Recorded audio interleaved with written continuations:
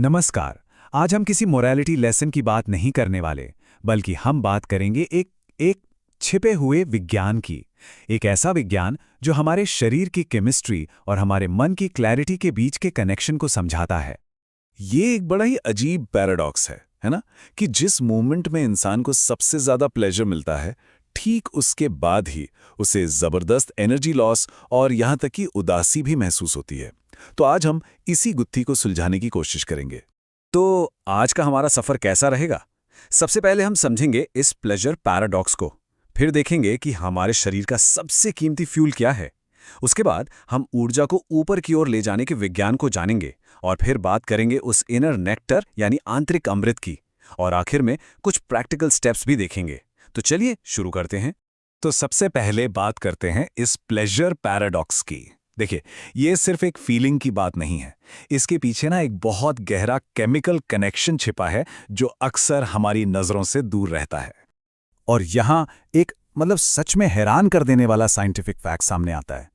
जो वीर्य है यानी हमारी बॉडी का क्रिएटिव फ्लूइड, और जो सेरिब्रोस्पाइनल फ्लूइड है, वो फ्लूइड जो हमारे ब्रेन को कुशन करता है, उसे बचाता है, इन दोनों का केमिकल मेकअप लगभग आइडेंटिकल है। अब नेचर में कुछ भी कोइंसिडेंस तो होता नहीं है ना?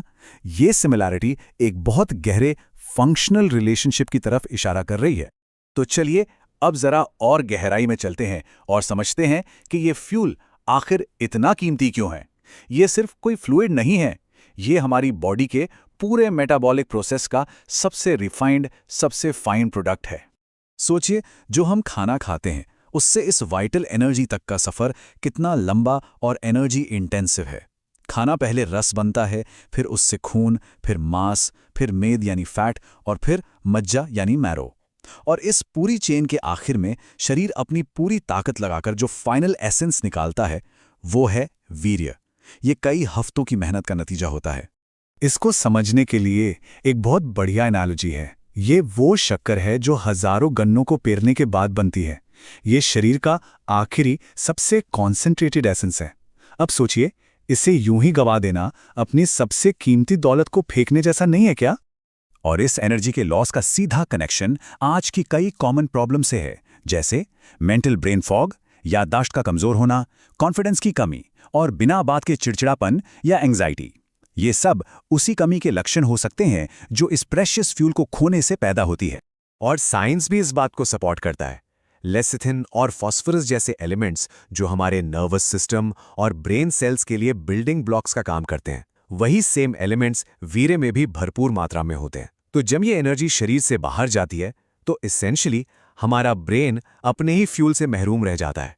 तो सवाल उठता है, क्या इसका मतलब इस एनर्जी को सप्रेस करना है, दबाना है? नहीं, बिल्कुल नहीं। और यहीं पर योगिक साइंस एक बहुत ही खूबसूरत सॉल्यूशन देता है, एनर्जी का ट्रांसफॉर्मेशन, सप्रेशन नहीं। देखिए, इस विज्ञान के हिसाब से हमारी रीढ़ की हड्डी सिर्फ हड्डियों का एक ढांचा नहीं है। इसके अंदर एक सटल चैनल है जिसे सुषुम्ना नाड़ी कहते हैं। यही वो रास्ता है जिससे एनर्जी ऊपर की ओर ट्रैवल कर सकती है। इसे आप मानो जमीन से आसमान तक जाने वाली एक सीढ़ी समझ सकते हैं। सप्रेशन और ट्रांसफॉर्मेशन के बीच का फर्क समझना बहुत जरूरी है। एनर्जी से लड़ना, उसे जबरदस्ती रोकना, फ्रस्ट्रेशन और बीमारियां पैदा करता है। लेकिन उसी एनर्जी को स्किलफुली एक नई डायरेक्शन देना, उसे ट्रांसफॉर्म करना, हमें वाइटैलिटी और हायर अवेयरनेस की तरफ ले जाता है। और इस प्रोसेस को कहते हैं ऊर्ध्वपातन या सब्लिमेशन। इसको ऐसे समझिए, जैसे पानी को गर्म करो तो वो भाप बन जाता है ना? पानी की टेंडेंसी है नीचे की तरफ बहना, लेकिन भाप नेचुरली ऊपर की तरफ उठती है। ठीक वैसे ही हमारी अवेयरनेस की गर्मी इस फिजिकल एनर्जी को एक सटल एनर्जी में बदल देती है जो ऊपर उठती है। और यहीं पर सबसे क्रूशल बात आती है। जब ये एनर्जी फील हो तो उससे लड़ना नहीं है और ना ही उसमें बह जाना है, बस उसे देखना है, एक विटनेस की तरह।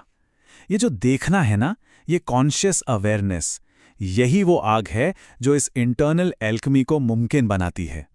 अच्छा, तो अब आगे बढ़ते हैं और देखते हैं कि जब ये एनर्जी सक्सेसफुली ऊपर की तरफ मुड़ जाती है तो होता क्या है, और इसका जो रिवॉर्ड है वो नॉर्मल प्लेजर से कहीं कहीं ज्यादा बड़ा है।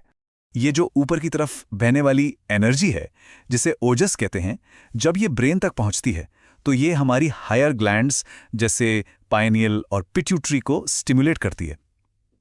आप इसे ऐसे इमेजिन कर सकते हैं जैसे किसी सूखे हुए तालाब में अचानक पानी भर गया हो।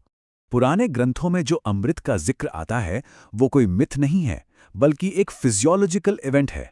जब ओजस ब्रेन की ग्लैंड्स को एक्टिवेट करता है तो एक सीक्रेशन होता है जिसका टेस्ट शहद से भी मीठा बताया गया है, और जो एक परमानेंट स्टेट ऑफ ब्लिस यानी एक स्थायी आनंद की अवस्था में ले जाता है। तो इस एनर्जी को कंजर्व और ट्रांसफॉर्म करने के रिजल्ट्स क्या हैं?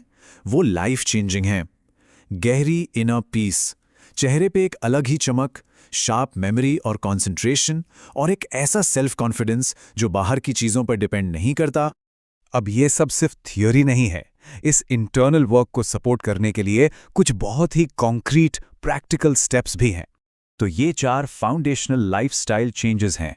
पहला, कॉन्शियस ईटिंग, मतलब हल्का सात्विक खाना जो सिस्टम को शांत रखे। दूसरा, माइंडफुल कंजम्पशन, यानी इस बात का ध्यान रखना कि हम अपनी सेंसेस, अपनी आंखों, अपने कानों से क्या कंज्यूम कर रहे हैं। तीसरा, अपराइट पोस्चर, रीढ़ को सीधा रखना बहुत जरूरी है ताकि एनर्जी चैनल खुला रहे।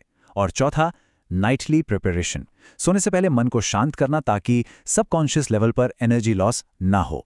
तो आखिर में बात एक चॉइस पर आ जाती है। इस पावरफुल एनर्जी की 2 डेस्टिनीज हो सकती हैं। या तो ये बाहर की दुनिया में क्रिएशन की तरफ बह जाए, या फिर ये अंदर की दुनिया में लिबरेशन यानी मुक्ति की तरफ ऊपर उठे। और इसे समझाने के लिए एक आखिरी एनालॉजी जो बहुत पावरफुल है। देखिए, केमिकली कोयला और हीरा दोनों कार्बन है, एक ही चीज, फर्क सिर्फ प्रोसेस का है। जब कोयले पर जबरदस्त हीट और प्रेशर पड़ता है तो वही हीरे में बदल जाता है। हमारी ये लाइफ एनर्जी वही रॉ मटेरियल है, वही कोयला है। तो आखिर में सवाल बस इतना है, एक बिखरी हुई राख का एग्जिस्टेंस या एक चमकते हुए हीरे का? यह सवाल हर किसी के लिए है, अपने अंदर की पोटेंशियल को देखने के लिए।